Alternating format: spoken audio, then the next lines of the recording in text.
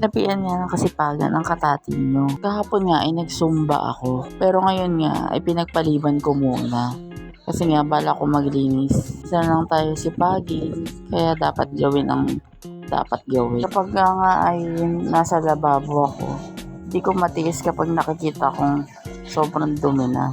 Yung para pa nang gigitata na. Hindi ko nga alam kung bakit ganyan yung lababo. Siguro dahil puti nga at matagal na. Di talaga matanggal yung mga itim-itim. Kung nga dyan na brush, ay yung nabili ko sa Shopee. Maganda yan, pantanggal ng mga dumi, lalo na sa mga tiles. Nakailang beses lang ang palagay si mama dito sa tiles ng parang kulay puti na semento.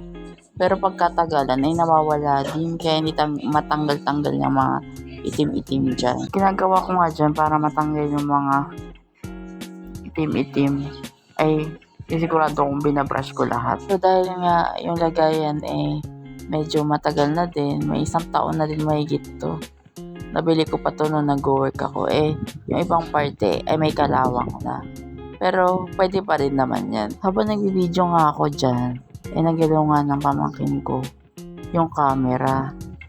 Kung mapapansin nyo, umikot yung camera kanina. Sinama ko na lang din sa video. Kasi nga, siguro yung pamangkin ko, na nanibago siya na abang may ginagawa ako, nagbibideo ako. Ang sanay lang kasi sila yung kapag magluluto ako, nagbibideo ako. Medyo naninibago pa nga. Habang nag-voice over nga ako, ay medyo naninibago pa ako.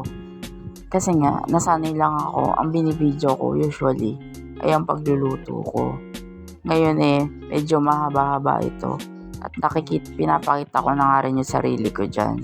Naisip ko nga na videohan ito dahil maglilinis din naman ako, ay opportunity din naman ito para sa pag-vlog. Ang ginamit ko nga dyan panlinis ay bareta at sunrocks lang. Ay ayos lang naman yan. Ang importante ay ma-scrub na mabuti yung mga tiles para matanggal yung dumi. Ang voiceover ko nga ay ganito lang. Pasensya na kayo sa boses ko. Pero alam ko, mag-i-improve pa to. Hindi pa nga talaga ako sanay mag-voice over. Naninibago ako. Kasi pag sa pagluluto ay madali lang naman mag-voice over. Pero pag pala ganito na vlog na talaga na nako po, naninibago ako ngayon. Habang nga naglilinis ako ng lababo, kapag pala nasa bahay ka, di ka naman pala talaga mawawala ng gagawin. Kung mag-iisip ka lang ng gagawin gaya nga yan at sinipag ako. Kasi nga ako medyo naiinip ng araw na yan. At hindi ko din matiis kung nakikita kong madumi.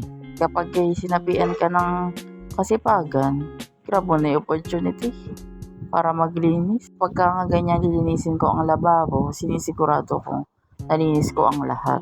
Para naman maganda-gandang tignan kahit ilang araw. Tagal din yan ng mga 1 to 2 weeks na malinis-linis ang lababo.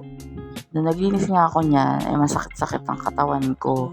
Lalo na yung tuhod at paa ko. Kasi tinodo ko yung pagsusumba. Nagpahinga ako nung araw na yan. Pero ang pahinga ko ay paglilinis. Nung tapos ko na nga linisin, ibabalik ko na ang lahat para maayos na siya. At ayan na, malinis na nga uli ang aming lababo. Thank you for watching our video. Like and subscribe. Thank you!